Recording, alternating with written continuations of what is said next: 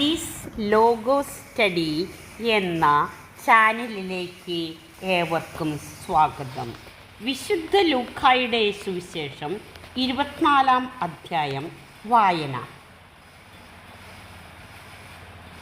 യേശുവിൻ്റെ പുനരുത്ഥാനം. അവർ തയ്യാറാക്കി വച്ചിരുന്ന സുഗന്ധദ്രവ്യങ്ങളുമായി ആഴ്ചയുടെ ആദ്യ ദിവസം അതിരാവിലെ കല്ലറയുടെ അടുത്തേക്ക് പോയി. 2 കല്ലറയിൽ നിന്ന് കല്ല് ഉരുട്ടി മാറ്റിയിരിക്കുന്നതായി അവർ കണ്ടു. 3 അവർ അകത്ത് കടന്ന് നോക്കിയപ്പോൾ കർത്താവായ യേശുവിൻ്റെ ശരീരം കണ്ടില്ല. 4 ഇതിനെക്കുറിച്ച് അമ്പരന്ന് നിൽക്കവേ 2 പേർ തിളങ്ങുന്ന വസ്ത്രങ്ങൾ ധരിച്ച് അവർക്ക് പ്രത്യക്ഷപ്പെട്ടു. 5 അവർ ഭയപ്പെട്ട് മുഖം കുനിച്ചു. അപ്പോൾ അവർ അവരോട് പറഞ്ഞു, ജീവിച്ചിരിക്കുന്നവനെ നിങ്ങൾ മരിച്ചവരുടെ ഇടയിൽ അന്വേഷിക്കുന്നത് എന്തിന്? അവൻ ഇവിടെയില്ല, ഉയർപ്പിക്കപ്പെട്ടു. 6, 7 മനുഷ്യപുത്രൻ പാപികളുടെ കയ്യിൽ ഏൽപ്പിക്കപ്പെടുകയും ക്രൂശിക്കപ്പെടുകയും 3-ാം ദിവസം ഉയർത്തെഴുന്നേൽക്കുകയും ചെയ്യേണ്ടിയിരിക്കുന്നു എന്ന് താൻ ഗലീലയിലായിരുന്നപ്പോൾ തന്നെ അവൻ നിങ്ങളോട് പറഞ്ഞത് ഓർമ്മിക്കുവിൻ. 8 അപ്പോൾ അവർ അവൻ്റെ വാക്കുകൾ ഓർമ്മിച്ചു. 9 കല്ലറയിങ്കൽ നിന്ന് തിരിച്ചു വന്ന് അവർ ഇതെല്ലാം 11 പേരെയും മറ്റെല്ലാവരെയും അറിയിച്ചു. 10 മഗ്ദലന മറിയവും യോവാനയും യാക്കോബിൻ്റെ അമ്മയായ മറിയവും അവരുടെ കൂടെ ഉണ്ടായിരുന്ന മറ്റു സ്ത്രീകളുമാണ് ഇക്കാര്യങ്ങൾ അപ്പോസ്തലന്മാരോട് പറഞ്ഞത്. 11 അവർക്കാകട്ടെ ഈ വാക്കുകൾ കെട്ടുകഥ പോലെയേ തോന്നിയുള്ളൂ.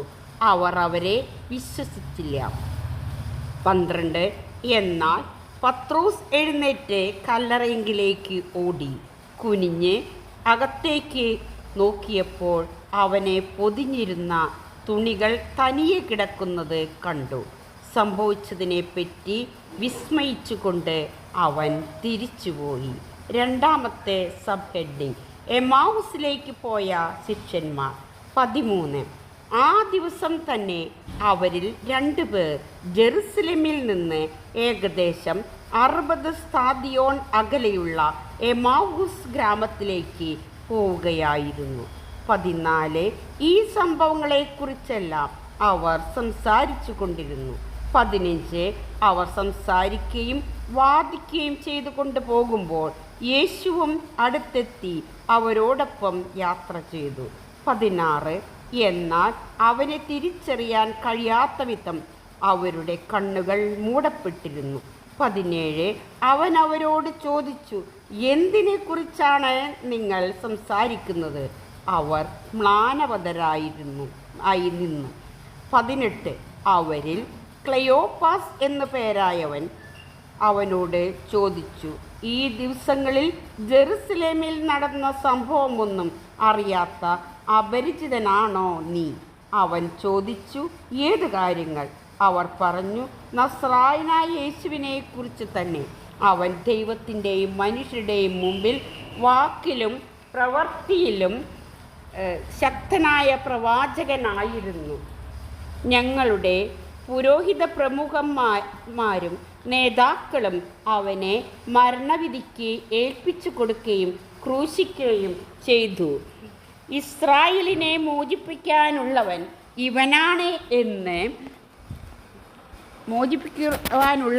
ഇവനാണ് എന്ന് ഞങ്ങൾ പ്രതീക്ഷിച്ചിരുന്നു. ഇതൊക്കെ സംഭവിച്ചിട്ട് ഇത് 3-ാം ദിവസമാണ്. 22 ഞങ്ങളുടെ കൂട്ടത്തിലുള്ള ചില സ്ത്രീകൾ ഞങ്ങളെ വിസ്മയിപ്പിച്ചു. ഇന്ന് രാവിലെ അവർ കല്ലറയിങ്കൽ പോയിരുന്നു. 23 അവൻ്റെ ശരീരം അവർ അവിടെ കണ്ടില്ല.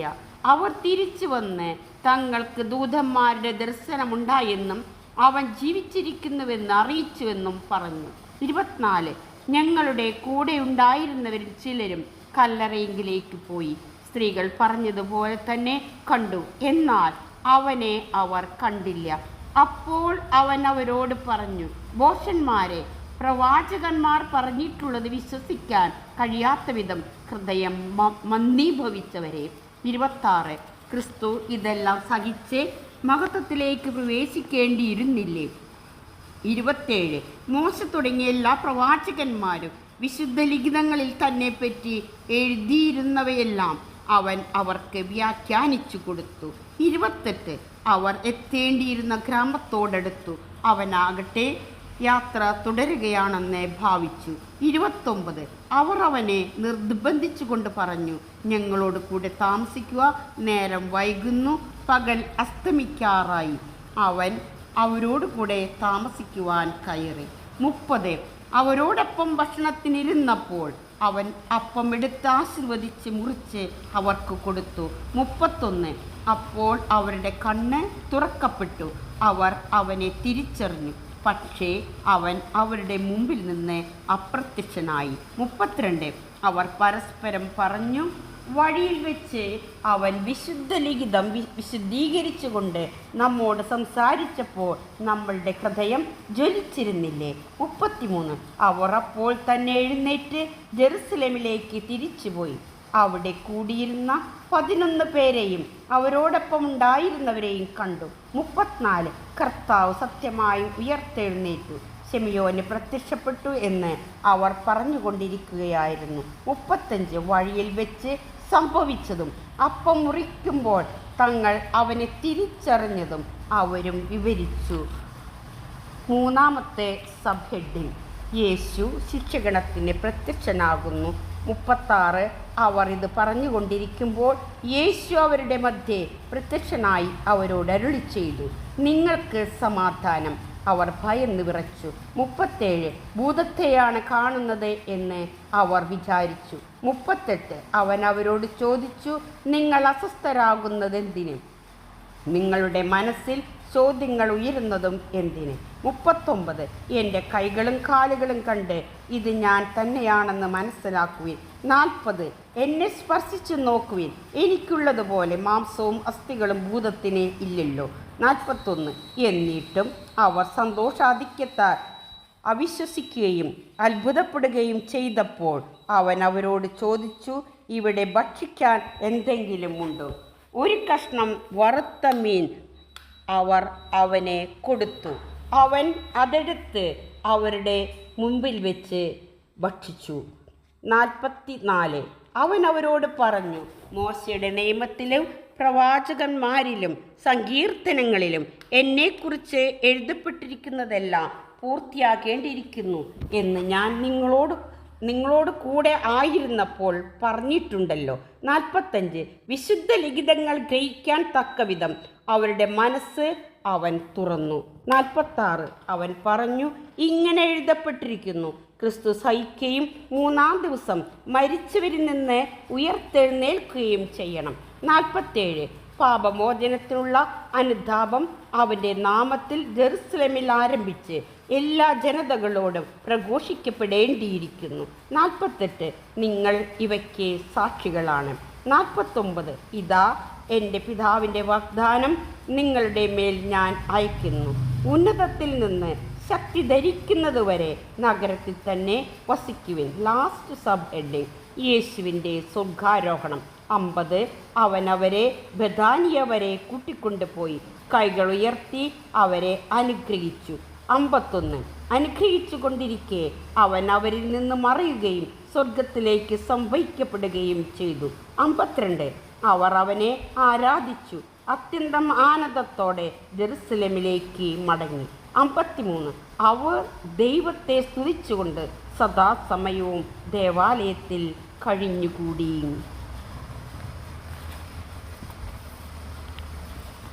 24-ാം അധ്യായത്തിലെ ചോദ്യോത്തരങ്ങൾ. ചോദ്യം 1. സുഗന്ധദ്രവ്യങ്ങളും ലേപന വസ്തുക്കളും തയ്യാറാക്കി വെച്ചിരുന്നവർ ആർ? ഉത്തരം: ഗലീലിയിൽ നിന്ന് യേശുവിനോടൊപ്പം വന്നിരുന്ന സ്ത്രീകൾ.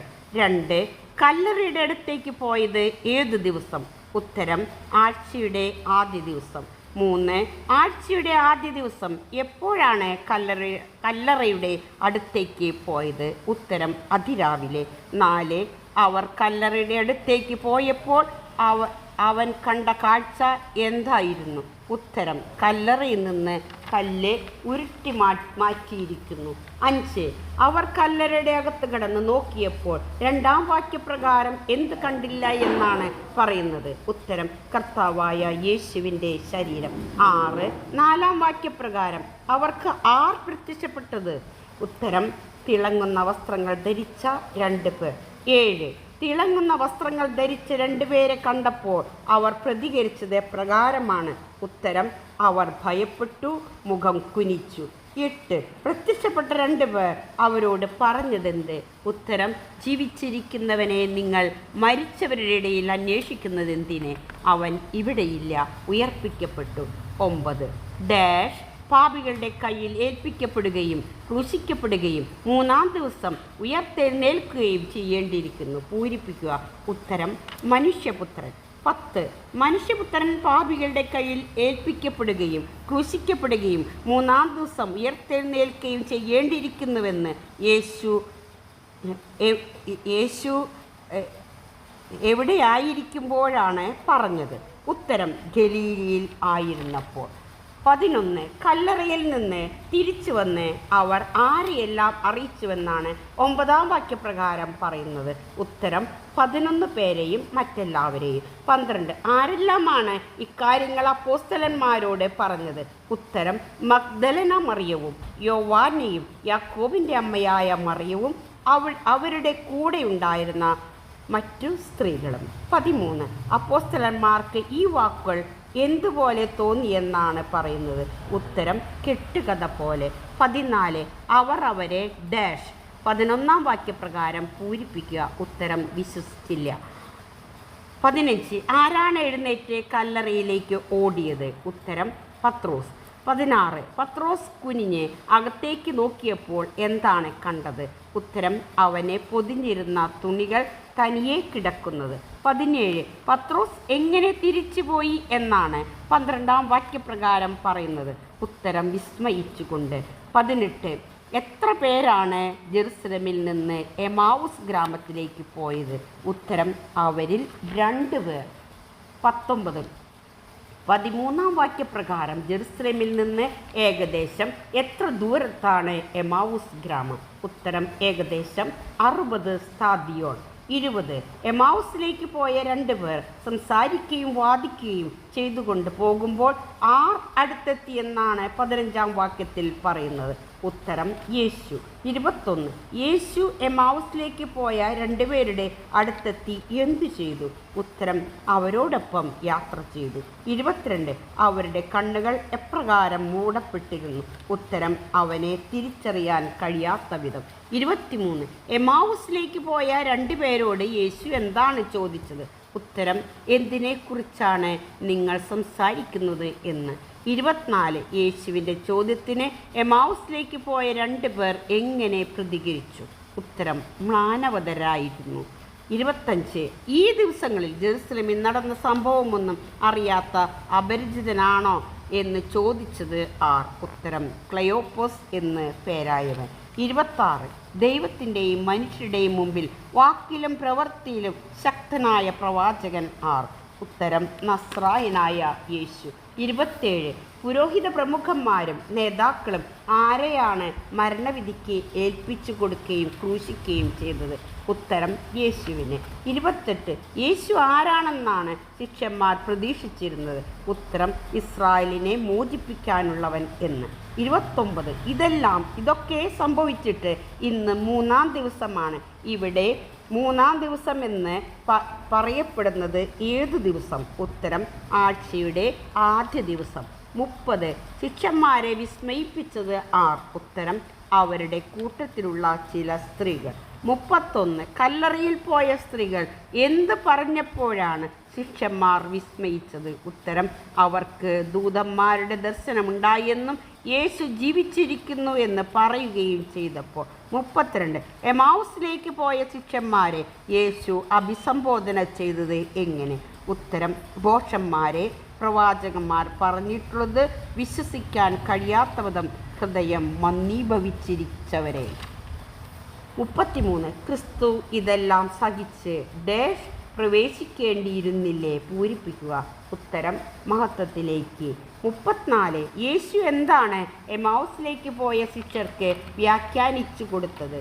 ഉത്തരം മോശ തുടങ്ങി എല്ലാ പ്രവാചകന്മാരും വിശുദ്ധ ലിഖിതങ്ങളിൽ തന്നെപ്പറ്റി എഴുതിയിരുന്നവയെല്ലാം. 35 എമൗസിലേക്ക് പോയ ശിഷ്യന്മാർ ഗ്രാമത്തോടടുത്തപ്പോൾ യേശു എന്തു ചെയ്തു. ഉത്തരം യേശു യാത്ര തുടരുകയാണെന്ന് ഭാവിച്ചു.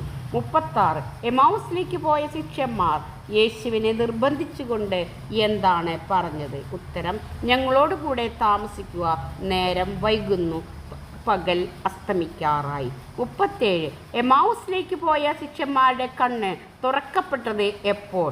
ഉത്തരം അവരോടൊപ്പം ഭക്ഷണത്തിനിരുന്നപ്പോൾ അവൻ അപ്പമെടുത്ത് ആശീർവദിച്ച് മുറിച്ച് അവർക്ക് കൊടുത്തപ്പോൾ. 38 ശിഷ്യരുടെ കണ്ണ് തുറക്കപ്പെട്ടപ്പോൾ എന്തുണ്ടായി.